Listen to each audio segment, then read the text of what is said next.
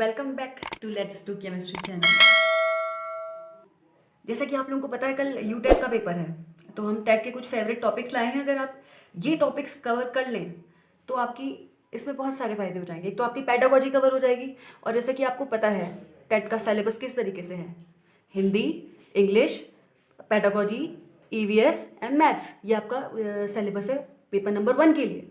और paper number 2 के लिए भी आपका सिलेबस कुछ कुछ ऐसा ही रहता है, बस कुछ सब्जेक्ट बदल जाते हैं, जैसे कि हिंदी, इंग्लिश, पेडागोजी, और साथ में अगर आपका फिर कोई अदर सब्जेक्ट है, जैसे आपका सपोज ईवीएस और मैथ्स ना हो, तो वो आपके चेंज हो जाते हैं। इस तरीके से आपका टेट का कुछ सिलेबस है।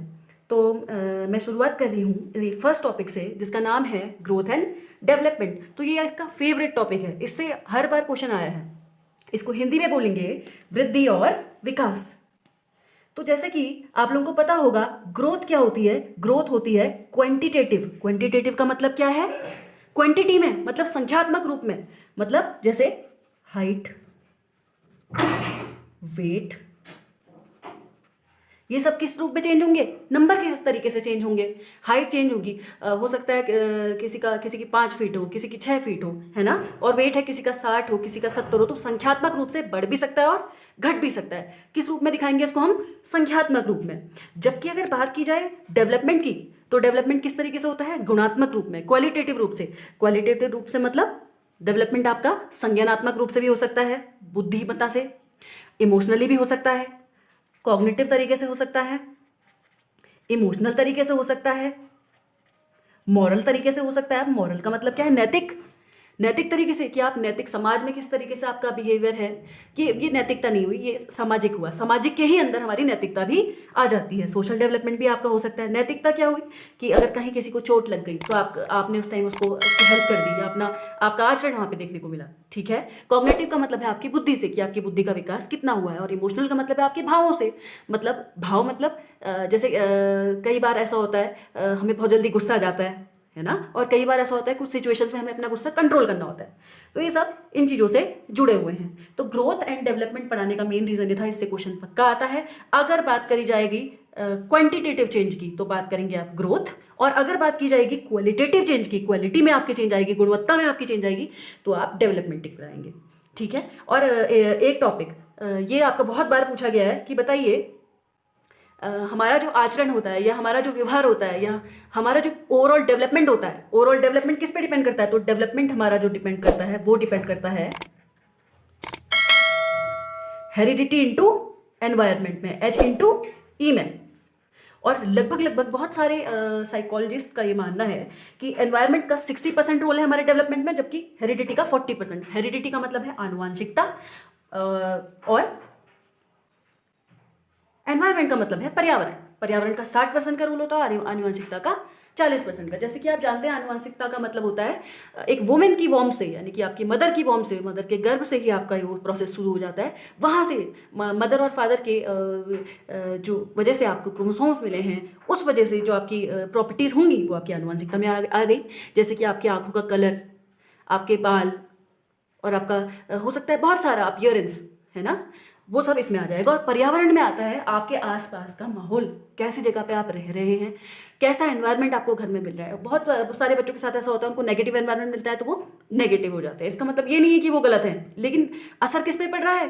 किसका पड़ रहा है? मेनली एनवायरनमेंट का। जैसे कि आप लोगों ने देखा होगा, बहुत सारी जगहों पे ऐसा होता है कि अगर बहुत ज़्यादा शोरगुल होता है तो वहाँ के बच्चे फिर थोड़ा सा क्या करने लगते हैं, थोड़ा सा वो नेगेटिव हो जाते हैं। क्यों? क्योंकि एनवायरनमेंट का क्या है, 60% का असर हमारे किसका पड़ रहा है? एनवायरनमेंट का, ठीक है। तो ये सबसे पहला टॉपिक था। अगर आपसे कहा जाएगा डेवलपमेंट जो है, विकास जो है, ये किसका गुणात्मक रूप से है? ये है प्रकृति और पर्यावरण, और आनुवंशिकता का क्या है? गुणात्मक प्रतिफल है, ठीक है। तो पहली थ्योरी मेरी थी ग्रोथ एंड डेवलपमेंट के बारे में। अब दूसरा जो इसका बहुत ही ज़्यादा फेवरेट है, वो है डिसेबिलिटी के बारे में। डिसेबिलिटी आपको जैसे कि पता ही होगा। डिसेबिलिटी कहने का मतलब है कि अगर हमें कोई किसी भी तरीके की परेशानी है, कैसे, जैसे डिसलेक्सिया है, डिस्कैल्कुलिया है, डिस्प्रेक्सिया है, डिस्ग्राफिया है, ऑटिज्म है और एडीएचडी। अब मैं इन सबको एक एक करके आपको समझाऊंगी, और पेपर में ऑप्शन कैसे लगाने हैं आपको ये भी याद रखना है। जैसे पहला है डिसलेक्सिया। डिसलेक्सिया का मतलब होता है किसी बच्चे को पढ़ने में परेशानी होती है, ठीक है। तो अगर किसी बच्चे को रीडिंग डिसऑर्डर है, रीडिंग डिसऑर्डर में आप क्या लगा लेंगे, डिसलेक्सिया, ठीक है। और जिसको पढ़ने में परेशानी है उसे हो सकता है कि लिखने में भी परेशानी हो, है ना। जो पढ़ता गलत होगा तो हो सकता है वो लिखता भी गलत हो। तो अगर आपको ऑप्शन में पहले मैं आपको एक आगे भी बताती हूँ, डिस्कैलकुलिया का मतलब है जिसको मैथ से रिलेटेड प्रॉब्लम हो, मैथ सॉल्व करने में, गणितीय रूप में। डिस्ग्राफिया का मतलब है जिसे लिखने में परेशानी हो, डिस्ग्राफिया का मतलब है जिसको लिखने में परेशानी हो, जिस बच्चे को लिखने में परेशानी होगी उसे डिस्ग्राफिया होगा। तो अगर ऑप्शन में ऐसा दिया होगा, अगर ऑप्शन में आपको ऐसा दिया है कि डिस्ग्राफिया किसे कहते हैं, जिसे लिखने में परेशानी हो, तब तो आप डिस्ग्राफिया लगाएंगे। लेकिन अगर ऑप्शन में ऐसा नहीं दिया है और ऑप्शन में ऐसा दिया है कि बताइए एक बच्चा है जिसे पढ़ने तथा लिखने में दोनों में ही परेशानी है, और ऑप्शन में आपको दे दिया है डिसलेक्सिया, डिस्कैलकुलिया, डिस्लेक्सिया, तो आप आंसर डिसलेक्सिया लगाएंगे, ठीक है। इसके बाद डिसलेक्सिया का मतलब क्या हो गया हमारा, पढ़ने में परेशानी, पढ़ने तथा लिखने में भी हो सकता है, इसमें पढ़ने तथा लिखने में दोनों में आ जाएगा इसमें। इसके बाद हमारा था डिसकैलकुलिया, नाम से ही आपको पता चल रहा है कैलकुलेशन मतलब गणित संबंधी है। इसके बाद है डिसग्राफिया, ग्राफिया ग्राफ बनाना, हाथों का इस्तेमाल करना पड़ता है ना यार, ठीक है, तो लिखने से संबंधित है। इसके बाद है आपका डिस्प्रेक्सिया, डिस्प्रेक्सिया होता है मोटर संबंधी, मोटर संबंधी मतलब गतिक, गतिक चीजों में परेशानी, मतलब चलने फिरने में या लिखने में, है ना, इस तरीके की कुछ चीजों में उसे परेशानी हो सकती है। लिखना भी आ जाएगा डिस्प्रेक्सिया के अंदर, ये सारे आपस में क्या है, इंटर रिलेटेड है, ये आपको याद रखना है, ठीक है।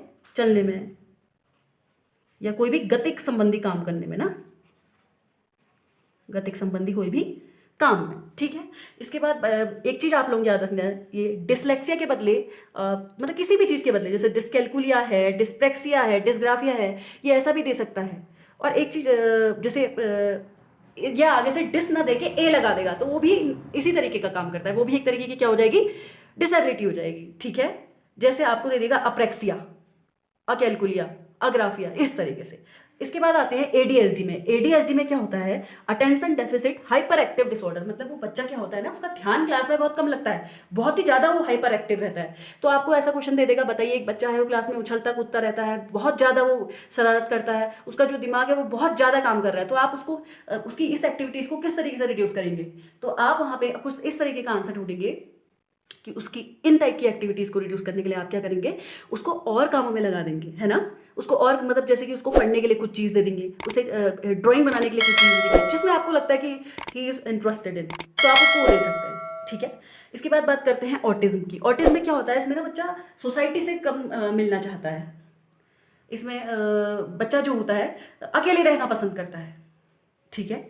तो ये हमारा टॉपिक था अभी तक का डिसेबिलिटीज के बारे में। नाउ हम आगे बढ़ रहे हैं और हम बता रहे हैं आपको इसके बाद की जो थ्योरी है कोलबर्ग के बारे में हम आपको बता रहे हैं। तो इसमें बहुत ज़्यादा डीप में मैं नहीं जा रही हूँ क्योंकि इतना ज़्यादा इसमें पूछा नहीं जाता है, कुछ लेवल्स के बारे में कभी आ जाता है। तो आप एक चीज़ याद रखेंगे कि लेवल कितने दिए हैं कोलबर्ग ने, 3 लेवल दिए हैं, और स्टेजेस कितनी दिए हैं, 6, और हर लेवल में कितनी स्टेज है, हर लेवल में 2 स्टेज है हर लेवल में, ठीक है। इस तरीके से 6 स्टेजेस उन्होंने दी हुई हैं। इसके बाद हम बात करते हैं पियाजेट की। जैसे कि पियाजे के बारे में तो आपको पता ही है कि पियाजे की थ्योरी तो आप लोगों ने पढ़ी है, बहुत बार पढ़ी होगी इवन। तो पियाजे ने क्या कहा था, पियाजे के अकॉर्डिंग पियाजे ने 2 तरीके की बात करी है। सबसे पहले इन्होंने बात करी स्कीमा की। स्कीमा क्या होता है, ऑर्गेनाइज्ड पैटर्न होता है, ठीक है, या एक ऑर्गेनाइज्ड स्ट्रक्चर हो सकता है, हम कह सकते हैं किसी भी चीज का। वो स्कीमा है कि हमने एक चीज देखी और हमारे माइंड में फिट हो गया, वो उसका एक स्ट्रक्चर जैसा हमारे माइंड में फिट हो गया, एक परिभाषा हमने पढ़ी वो हमारे माइंड में फिट हो गई, तो स्कीमा है। उसके बाद हम बात करते हैं एसिमिलेशन की। एसिमिलेशन क्या होता है, आत्मसातीकरण, मतलब कोई भी चीज सीखी और आपने कोई भी चीज आपने पढ़ी और आपको आने लगी, आपने उसको ग्रहण करा, आत्मसातीकरण करा, ठीक है, ले लेना अंदर अपनी, ठीक है। इसके बाद है अकोमोडेशन। अकोमोडेशन का मतलब होता है चीज को मॉडिफाई करना, ठीक है। जैसे आपको पहले नॉलेज थी, आपको साइकिल चलानी आती थी, उसके बाद आपको स्कूटी चलाने के लिए उतनी ज्यादा मेहनत नहीं करनी पड़ेगी, क्योंकि आपने क्या किया, बस अपने ज्ञान को मॉडिफाई किया कि अच्छा मुझे साइकिल चलानी तो आती थी, अब ये साइकिल जैसा ही है, कुछ कुछ चेंजेस इसमें है, तो आपने उस पहले से ही जो आपके दिमाग में ऑर्गेनाइज स्कीमा था, पैटर्न था एक कि ऐसे चलाते हैं, ठीक है, वो मॉडिफाई आपने कर दिया। इसके बाद है अडेप्टेशन। अडेप्टेशन क्या है, अडेप्ट करना, अडेप्ट करना, अब इसका मतलब क्या है? अडेप्ट करना मतलब जो चीज़ें आपने ली हैं, जितनी भी चीज़ें आप लोग पढ़ रहे हो, सीख रहे हो, कहीं ना कहीं से ले रहे हो, उन चीज़ों को अपने अंदर भरना। ठीक है, यह है अडेप्ट करना, सीखना। इसके बाद हम बात करेंगे, इसी में हम प्याजे में ही थोड़ा आगे चलेंगे, और प्याजे ने इसके साथ साथ कॉग्निटिव डेवलपमेंट की थ्योरी दी है। कॉग्निटिव का मतलब क्या होता है? बुद्धि। संज्ञानात्मक विकास की थ्योरी किसने दी है? प्याजे ने। संज्ञानात्मक विकास, संज्ञान मतलब जैसे हम नहीं कहते हमारे संज्ञान में डाल देना, मतलब हमारे बुद्धि में डाल देना। ठीक है, तो मतलब हमारे हमें पता लगना चाहिए उसके बारे में। तो प्याजेस कॉग्निटिव डेवलपमेंट थ्योरी ये कहती है कि there are 4 kind of stage, 4 stages होती हैं एक बच्चे को बढ़ने में, सीखने में। पहली है sensory motor. Sensory motor, sensory motor जैसे कि नाम से ही पता चल रहा है, सेंसेस के थ्रू इसमें बच्चा क्या कर रहा होता है? तो सीख रहा होता है, संवेदी क्रियाशीलता के थ्रू। ठीक है, और ये 0 से 2 साल तक मतलब जब बच्चा पैदा होता है उससे 2 साल तक ये स्टेज उसकी चलती है। अपने आसपास की चीज़ों को ऑब्जर्व कर रहा होता है, समझ रहा होता है, अच्छा ये चीज़ ऐसी होती है, ऐसे एनालिसिस कर रहा होता है देख के। और वो उस टाइम पे अपनी ज़्यादा कुछ दिखा नहीं सकता है, तो उसके अंदर रिफ्लेक्स एक्टिविटीज़ कुछ कुछ होती हैं। तो सेंसरी मोटर को उन्होंने सब स्टेज में भी इसमें बांटा था, वो आपसे इतनी ज़्यादा पूछी नहीं जाती है। इसके बाद है pre operational stage. Pre operational को भी 2 भागों में बांटा गया था। प्री ऑपरेशनल को जो 2 भागों में बांटा गया था वो थे प्री कॉन्सेप्चुअल और दूसरा है इंट्यूटिव। ठीक है, प्री कॉन्सेप्चुअल और इंट्यूटिव भी वही, हम ऐसा कह सकते हैं ये 2 से 4 और ये 4 से 7 तक की अवस्था है। मतलब जिसमें बच्चे की अभी क्या चलती है, इसमें इस एज में बच्चा अब थोड़ा सा बड़ा हो गया है, वो थोड़ा सा चलने फिरने लगेगा, घूमने लगेगा, चीज़ों को देख के अब खाना वगैरह ये सारी चीज़ें मांग सकता है, धीरे धीरे सोसाइटी के साथ भी घुल मिल रहा है, ये सब आता है। इसके बाद है कॉन्क्रीट ऑपरेशनल स्टेज, इसको हिंदी में कहते हैं मूर्त। ठीक है, मूर्त अवस्था। अब मतलब कहने का मतलब क्या है, वो जो सामने चीज़ें दिख रही है ना उसे समझ सकता है बच्चा। ठीक है, जैसे पहले क्या हो रहा था कि रोटी उसके सामने से छुपाई जाती थी तो उसको पता नहीं चल पाता था, तो वो सोचता था कि चले गई रोटी कहीं, है ना। और हर गोल चीज को वो ऐसा सोचता था कि ये रोटी है, चांद को भी वो रोटी समझता था इस तरीके से। लेकिन अब ऐसा नहीं है, अब उसमें विकास आ गया है, वो बढ़ चुका है। वो 7 से 11 साल तक की अवस्था ये है। इसके बाद है फॉर्मल ऑपरेशनल स्टेज, जो कि 12 और 12 से ऊपर की ओर चलती है। एक चीज याद रखिएगा, फॉर्मल ऑपरेशनल स्टेज का मतलब क्या है, इसको अमूर्त भी कहते हैं हिंदी में, इसको हिंदी में कहते हैं अमूर्त, और कॉन्क्रीट को कहते थे हम मूर्त। ये थी संवेदी अवस्था। ठीक है, तो एक चीज ध्यान दीजिएगा, अमूर्त का मतलब है अब बच्चा जो चीज उसे दिख नहीं पा रही है ना, भावनाओं, जैसे भावनाएं हमें दिखती नहीं है लेकिन फील कर सकता है, तो वो चीज भी बच्चा आप समझने लगा है, तो ये इसके अंतर्गत आता है। ठीक है, तो हमारा पियाजे कॉग्निटिव डेवलपमेंट भी खत्म हो गया। आई होप कि आपको ये समझ में आया हो। Now we are moving to next theory which is given by Vygotsky. Vygotsky इस थ्योरी एक्चुअल में वाइगोत्स्की ये बताते हैं कि बच्चे का ये सोशल डेवलपमेंट थ्योरी है। अगर इसकी मैं बात करूं तो ये सोशियो डेवलपमेंट थ्योरी है। ओके, मतलब बच्चे का अब यहां पे क्या हो रहा है, यहां पे आप एक तरीके से कह सकते हैं बच्चे का जो है सामाजिक विकास कैसे होता है उसके बारे में वो बात करते हैं। तो वाइगोत्स्की ये कहते हैं कि बच्चे का जो सामाजिक विकास होता है वो 3 चीज़ों पे निर्भर करता है। किन किन चीज़ों पे? भाषा पे, भाषा जो कि वो अपने समाज से सीख रहा है, तो इंटर रिलेटेड हो गए, आपस में इंटरकनेक्टेड हो गए।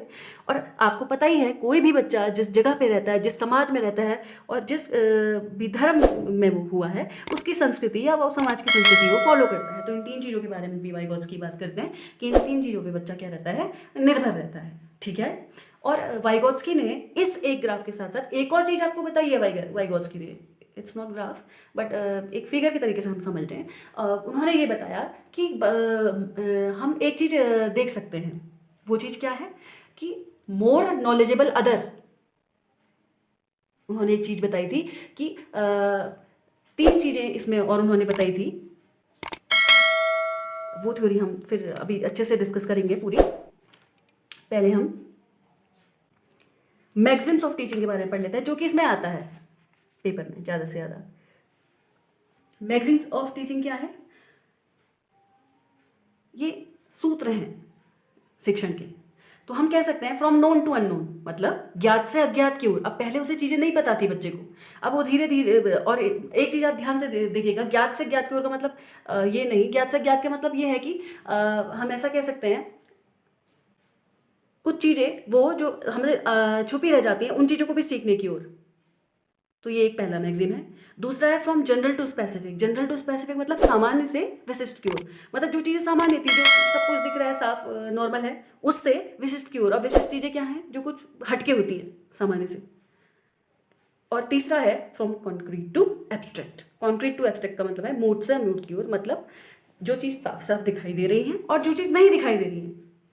जो अब नहीं दिखाई दे रही वाली बात मतलब, जैसे कि बहुत बार ऐसा होता है मैथ्स में आपके बहुत सारे कॉन्सेप्ट होते हैं, जैसे कि कंजर्वेशन है और इनइक्वालिटीज़ हैं, ग्रेटर देन और लेस देन। ये सारी चीज़ें बच्चा उतनी जल्दी नहीं समझ पाता है ना। उसमें जैसे कि संरक्षण है। संरक्षण कहने का मतलब क्या है कि अब जैसे मैंने 2 बोतल ली, 2 बोतल मैंने ली, एक इस टाइप की थी और एक ये थी।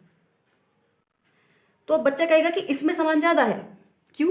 क्योंकि अभी उसको पता नहीं है, अभी वो चीज़ों में आइडेंटिफाई नहीं कर पाया है कि ये लंबी लग रही है तो उसे लगेगा कि नहीं इसी में सामान ज़्यादा आएगा, जबकि उसे ये नहीं पता चल पा रहा है कि विड्थ वाइज ये बड़ी है। तो उसमें ये चीज़ डेवलप हो पाना क्या है? Concrete to abstract. I hope आप लोगों को ये भी सब समझ में आ रहा होगा। तो अभी एक और बहुत ज़्यादा इंपॉर्टेंट क्वेश्चन जो इसमें बार बार आते रहता है, ये कि प्याजे के अनुसार बताइए, प्याजे के अनुसार विचार पहले आया कि भाषा? तो आप देखिए प्याजे अभी तक प्याजे ने कहीं भी भाषा की बात करी नहीं है, उन्होंने कॉग्निटिव की बात की है। कॉग्निटिव का मतलब संज्ञान। संज्ञान में सबसे पहले क्या आएगा? आइडिया, विचार। तो प्याजे के अनुसार विचार पहले आया है, जबकि वाइगोत्स्की ऐसे कहते हैं कि नहीं, विचार नहीं, पहले भाषा आई। क्योंकि वाइगोत्स्की की थ्योरी क्या है?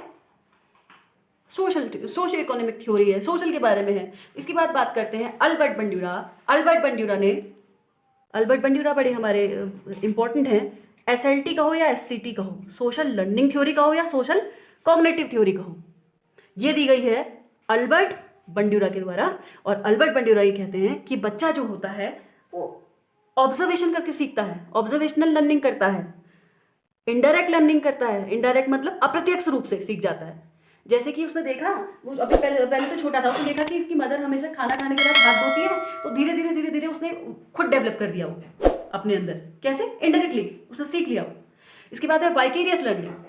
एक चीज होती है वाइकेरियस लर्निंग, ये भी इसी के अंतर्गत आती है कि बच्चा क्या करता है, थोड़ा नकलची भी होता है, नकल कर करके भी सीखता है।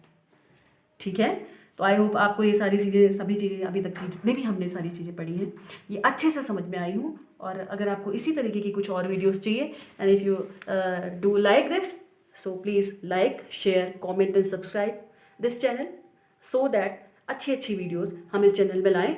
और टेट से रिलेटेड बहुत सारी चीज़ें, क्योंकि टेट से रिलेटेड चीज़ें बनाने का मतलब सिर्फ इतना ही था, क्योंकि बहुत सारे बच्चों में बहुत ज़्यादा डर होता है कि यूटेट का पेपर बहुत अजीब आता है, हम कैसे देंगे। तो प्लीज़ डरिए मत, आप लोगों को आंसर पॉजिटिव लगा के आना है। और मैं आपसे ये सारी चीज़ें इसलिए शेयर कर रही हूँ because I have cleared it in my first attempt, whether it is a UTET और सीटेट बोथ।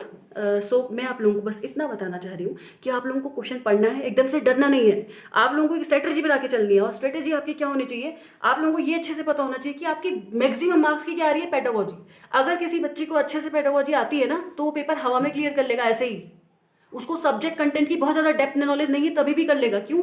क्योंकि आप देखिए अनसीन पैसेज आपके आते हैं, तो अनसीन पैसेज में ऐसा तो कोई बच्चा ऐसा नहीं होता है कि जिसे अनसीन पैसेज के बारे में कुछ भी पता ना हो, या जिसको जो कुछ भी ना लिख पाए वहाँ पे।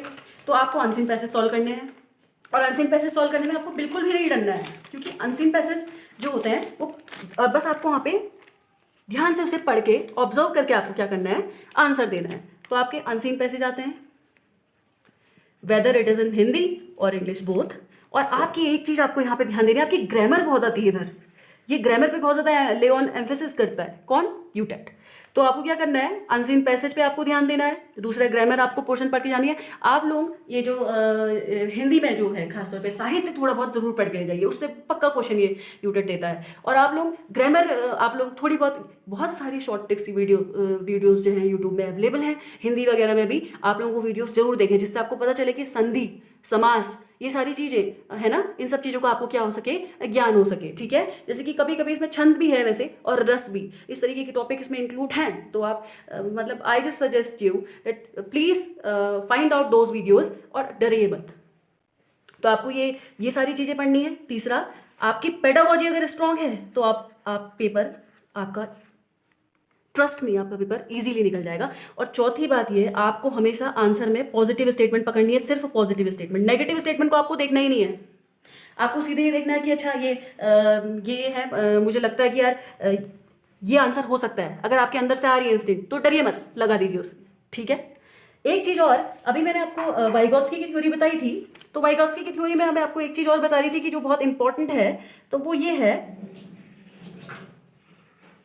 सेम यही ग्राफ हम दोबारा से बना लेंगे और इसमें हम लिख लेंगे, देखिए इसे बोलते हैं, सबसे पहले वाले को हम बोलते हैं स्कैप फोल्डिंग, इसको बोलते हैं हम स्कैप फोल्डिंग।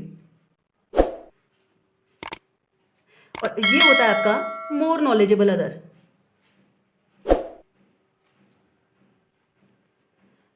ठीक है। और ये होता है zone of proximal development, zone of proximal development. Actually मैं इसे पहले ही लिख लेती, बट मैं सब अपने मन से ही आपको अभी बता रही हूँ, तो मुझे उतना उस टाइम पे याद नहीं आया, अभी याद आ गया जस्ट। तो देखिए स्कैफोल्डिंग का मतलब होता है मदद, किसी भी रूप में हो सकती है वो मदद, ठीक है। मोर नॉलेजेबल अदर का मतलब होता है जो आपसे हमसे थोड़ा ज्यादा जानकर हो, ठीक है। और जोन ऑफ प्रॉक्सिमल डेवलपमेंट का मतलब होता है वो दायरा जहां से बच्चा मदद लेके क्या कर जाएगा, मोर नॉलेजेबल अदर की मदद से आगे बढ़ जाएगा। अब जरा इसको ध्यान से देखिएगा। सबसे पहला टॉपिक मैंने आपको बताया स्कैप फोल्डिंग। स्कैप फोल्डिंग का मतलब क्या होता है, किसी भी तरीके की मदद। अब देखिए एक बच्चा है और इसको अभी कुछ कुछ चीजें हैं, इसको पता नहीं चल पा रही है कि मुझे किस तरीके से करनी चाहिए, मतलब ये सही तरीका क्या हो सकता है इसको करने का। तो ये क्या करेगा, अपने से ज्यादा नॉलेज वाले इंसान से क्या लेगा, मदद लेगा। ये बच्चा है, ठीक है, ये चाइल्ड है, और ये स्कैप फोल्डिंग यानी कि क्या लेगा, एक मदद लेगा, ठीक है। और ये स्कैप फोल्डिंग लेने के बाद ये वाला दायरा क्या है, zone of proximal development.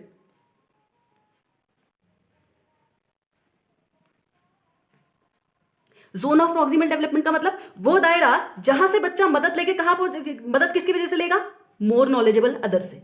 More knowledgeable other मतलब कहने का मतलब क्या है।